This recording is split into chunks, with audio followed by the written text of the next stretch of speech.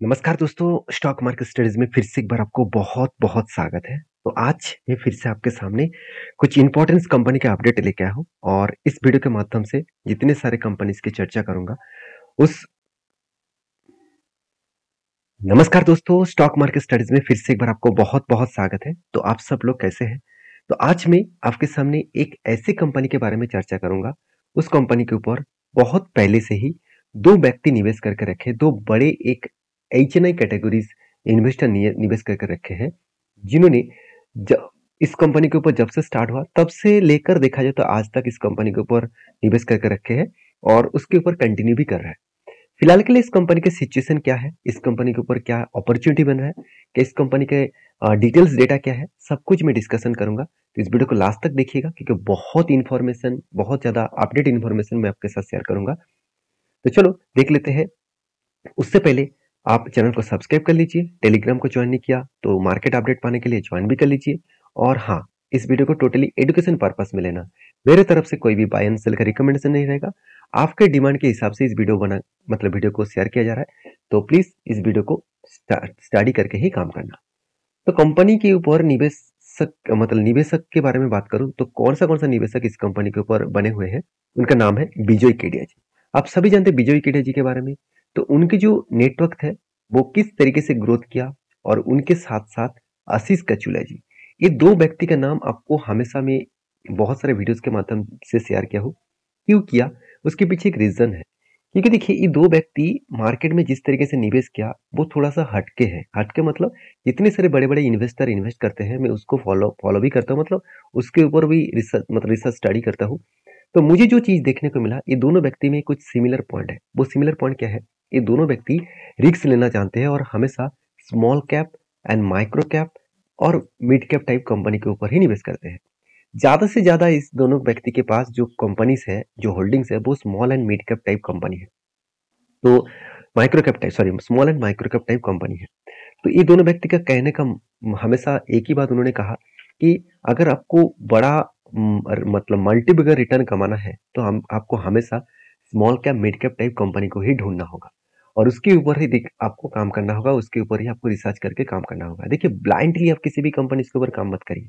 ऐसे नहीं कि कंपनी को पसंद आ गया, कंपनी अच्छा लगा, चलो मैं निवेश कर दिया, ऐसे बिल्कुल मत करिए। यहाँ पे आप बुरी तरीके से फंस सकते हैं। तो कहने का मतलब है कि कभी आप किसी भी कंपनी के ऊपर काम करना चाहते हैं तो सबसे पहले उस कंपनी के ऊपर एक बार रिसर्च जरूर कर लेना। तो आज मैं जिस कंपनी के बारे में बात करूंगा, जो इस दोनों व्यक्ति के पास उस कंपनी की हिस्सेदारी है, तो कंपनी का नाम कौन सा है? कंपनी का नाम है वेवो ग्लोबल। तो वेवो ग्लोबल जो है वो एक ऐसी कंपनी है, सिर्फ इंडिया में नहीं, ज्यादा से ज्यादा कंपनी यूएस मार्केट में, जर्मनी में और यूके मार्केट में खुद का प्रोडक्ट को सेल अप करते हैं। कंपनी वॉलेट से लेकर, जेम्स ज्वेलरी से लेकर, वॉचेस से लेकर, कॉस्मेटिक्स का जो प्रोडक्ट्स है, साथ ही साथ जो डायमंड्स का जो प्रोडक्ट्स है, इस तरीके से प्रोडक्ट्स को कंपनी बेचते हैं। तो कंपनी की जो हिस्ट्री है उसके बारे में चर्चा करूंगा। उससे पहले जो दोनों व्यक्ति ने निवेश करके रखे इसके ऊपर, तो कब से उन्होंने निवेश किया वो मैं आपको दिखा देता हूँ। देखिए, विजय किडे जी वेवो ग्लोबल के ऊपर कब से निवेश स्टार्ट किया? उनका निवेश है 2017 में। 2017 में कंपनी 1.6% के आसपास उन्होंने निवेश किए थे। आज वो होल्डिंग बीच में देखिए बढ़ भी गया था, करीबन 2.5% के आसपास, और आज वो होल्डिंग अभी घटते घटते हुए देखने को मिला, और 1.98% के आसपास विजय किडे जी के पास इस कंपनी का हिस्सेदारी है। अभी आशीष कचुले जी के बारे में बात करूं तो उन्होंने भी 2017 से निवेश करना स्टार्ट किया। उनके पास होल्डिंग था 1.45% के आसपास। तो टोटल अभी जो शेयर है वो थोड़ा सा यहाँ पे कम हो चुके हैं, 1.21% के आसपास। फिर भी देखिए, 1% से भी ज्यादा किसी भी कंपनी के ऊपर निवेश कर रहे हैं, और वो भी इसका मार्केट कैप अराउंड आप देखेंगे 6,500 करोड़। तो सोचिए कंपनी के ऊपर कितना बड़ा निवेश उन्होंने करके रखे हैं। तो अभी इस कंपनी के डिटेल्स के बारे में चर्चा आपके साथ करूंगा। सबसे पहले देखिए, इस कंपनी के प्रोडक्ट के बारे में देखिए। जो लग्जरीज प्रोडक्ट्स है, जैसे ज्वेलरीज वगैरह हो गया, जो मतलब हम लोग जो स्टाइलिश के लिए यूज करते हैं, चाहे वो मतलब कोई भी देखा जाए तो कॉस्मेटिक्स हो गया, कोई भी आप देखेंगे तो इस तरीके से जेम्स और ज्वेलरी वगैरह हो गया। तो उसी तरीके से प्रोडक्ट के ऊपर कंपनी काम करते हैं। सबसे पहले बात करूं तो कंपनी का जो फर्स्ट बिजनेस था, कंपनी देखिए स्टार्टिंग किए थे डिजिटल बिजनेस को, और वो भी रिटेल फैशन बिजनेस को, और टीवी चैनल से कंपनी खुद के बिजनेस को स्टार्ट किए। मतलब इसका जो बिजनेस है वो टेलीविजन डिजिटल सॉल्यूशंस के ऊपर है, और B2C बिजनेस टू कंज्यूमर का मॉडल्स के हिसाब से कंपनी काम कर रहा था। उसके बाद कुछ गवर्नमेंट के साथ डील अप किया, गवर्नमेंट के साथ जुड़कर कंपनी काम किए। उसके बाद धीरे धीरे करके कंपनी का बिजनेस को चेंज किया, सेगमेंट को चेंज किया, और कंपनी देखा जाए तो B2C रिटेल जो बिजनेस है उसके ऊपर भी कंपनी काम करना स्टार्ट किया, सेलिंग भी किया प्रोडक्ट को। और अभी देखिए कंपनी का जो सर्विस सेंटर है वो 78 मिलियन से भी ज्यादा मतलब कंपनी सर्विस करते हैं, मतलब जो मील्स कंपनी प्रोवाइड करते हैं। इसका मतलब कंपनी में ग्रोथ हो रहा था, इसलिए कंपनी अच्छा खासा काम करे। तो टीवी होम जो एसोसिएट है 141 मिलियन से भी ज्यादा इसका कस्टमर्स है। तो 141 मिलियन, तो सोचिए कितना बड़ा कस्टमर बेस को लेकर कंपनी चल रहा है। और company totally online basis project के ऊपर काम करते हैं।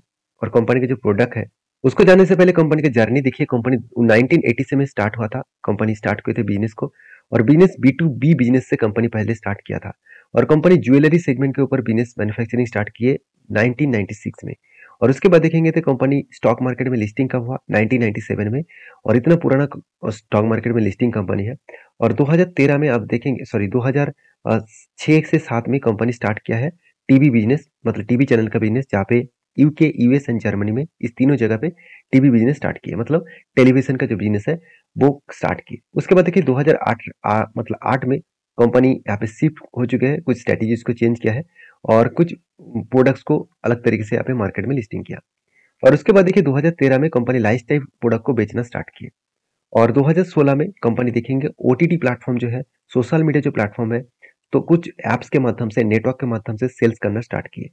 तो मार्केट प्लेस थोड़ा सा बड़ा हो गया यहाँ पे। उसके बाद देखिए टीजीसी जो ब्यूटी प्रोडक्ट है, इस प्रोडक्ट को कंपनी लॉन्च किए 2020 से 21 में, और वो भी यूके में। और देखिए री एंट्री किया कब, जर्मन में 2021 में। और साथ ही साथ कंपनी प्रेजेंट का जो सिचुएशन है वो मतलब percentage wise 90% at this market of Germany. तो जर्मनी में कंपनी 90% मार्केट को कैप्चर करके रखे हैं। तो सोचिए कितना हाई ग्रोथेबल कंपनी है, किस तरीके से ग्रोथ कर रहा है।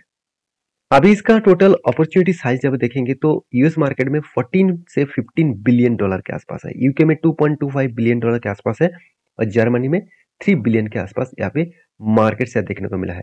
कंपनी के जो टारगेट है कस्टमर, कंपनी का देखिए बेबी जो कस्टमर्स है, तो मतलब बेबी जो बॉम्बर्स है 65 ईयर्स तक कंपनी का कस्टमर है, और वो भी लेडीज कैटेगरीज में। और जेंट्स कैटेगरीज में आप देखेंगे तो 45 ईयर्स तक इसका कस्टमर देखने को मिलेगा। तो हर तरीके के कस्टमर का कंपनी यहाँ पे टारगेट लेके चला है। और कंपनी का मार्केट जो आप देखेंगे तो ओवरऑल ग्लोबली मार्केट में इसका प्रेजेंस देखने को मिलेगा, सिर्फ इंडिया में नहीं। ओवरऑली यहाँ पे देखिए सोर्सिंग कंट्रीज मतलब इसका जो रॉ मटेरियल्स है वो सोर्स कहाँ से करते हैं, ऑल ओवर ग्लोबली मार्केट में करते हैं।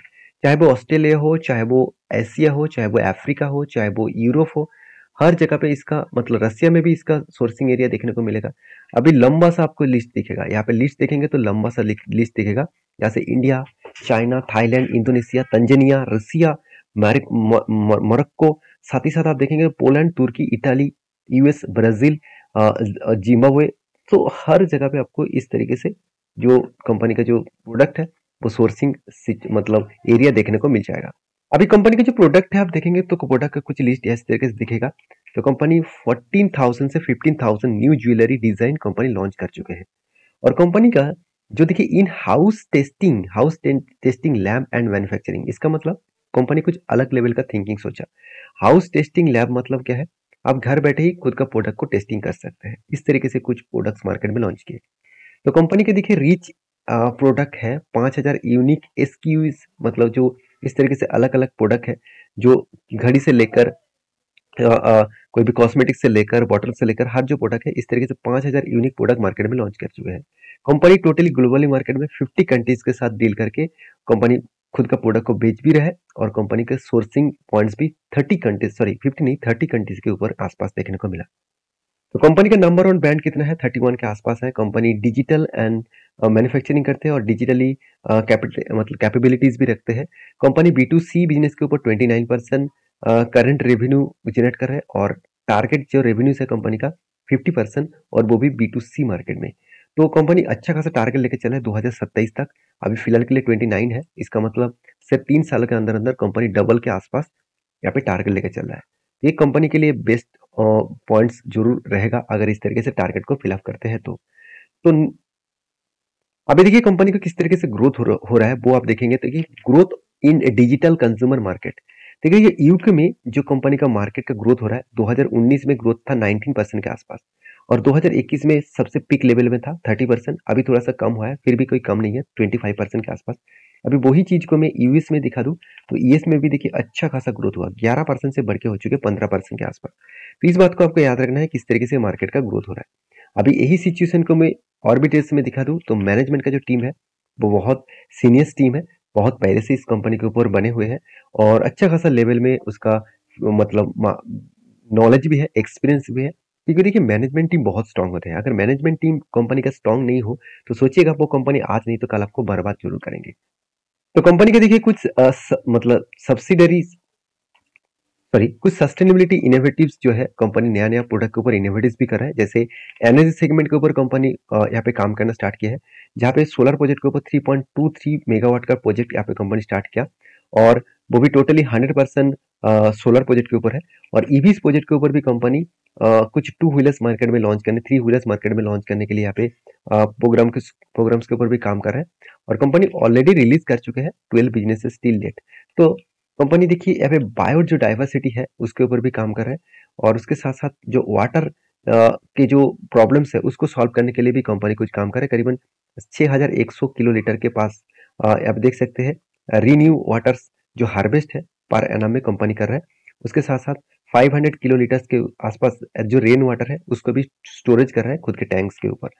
तो कंपनी के जो मतलब वेस्ट है, मतलब कंपनी जो वाटर जो प्यूरिफाई करते हैं उसके ऊपर भी कंपनी का अलग लेवल में यहाँ पे काम कर रहा है। कंपनी टोटल 1750 के आसपास किलो के आसपास प्लास्टिक जो वेस्टेज है वो रिसाइकिल कर चुके हैं और कंपनी देखा है तो ई वेस्ट जो रिसाइकिल टिल नाउ डेट में 2200 के आसपास है और 100% कंपनी खुद का जो मतलब प्रोडक्ट्स है उसको रिसाइकलिंग करने में तैयारी में है। तो कंपनी एक बड़ा टारगेट लेकर चल रहा है और मेरे हिसाब से इस तरीके से टारगेट को फॉलोअप करना है। कंपनी 78% के आसपास 78 मिलियन से आसपास लोगों को खाना प्रोवाइड करते हैं, फूड के साथ साथ कंपनी के एजुकेशन भी प्रोवाइड करते हैं। तो एक बड़ा मतलब हाई ग्रोथेबल कंपनी मुझे लगता है, क्योंकि कंपनी जिस तरीके से टारगेट लेकर चला है और एक अलग लेवल का ट्रस्ट भी चला रहा है, मुझे लगता है कंपनी का थिंकिंग बड़ा है, कंपनी का मैनेजमेंट का दिल भी बहुत बड़ा है। तो दिल बड़ा होने से कुछ नहीं होगा, कंपनी का मैनेजमेंट किस तरीके से काम करे उसको देखकर ही काम करना है। मेरे हिसाब से कंपनी का परफॉर्मेंस तो अच्छा है। फिलहाल की जो सिचुएशन है उसके बारे में चर्चा करूँ तो कंपनी का मार्केट कैप 6500 करोड़ के आसपास है, 700 करोड़ के आसपास है। आरओसी आरओई एवरेज के आसपास है। इनकम तो है, कर्जा ना के बराबर है। प्रोमोटर के पास होल्डिंग्स भी अच्छा खासा है। अगर मैं इसी चीज को प्रॉफिट एंड लॉस के बारे में बात करूं तो कंपनी के सेल्स देखिए लगातार बढ़ते चले गए, ऐसे नहीं कि सेल्स कम हो रहा है, सेल्स बढ़ते जा रहे हैं, एक्सपेंस भी कंपनी का बढ़ते जा रहा है। उस हिसाब से कंपनी का प्रॉफिटेबिलिटी एक ही रेंज के आसपास है, उतना ज्यादा ग्रोथ नहीं हुआ। तो इस बात को आपको याद रखना है।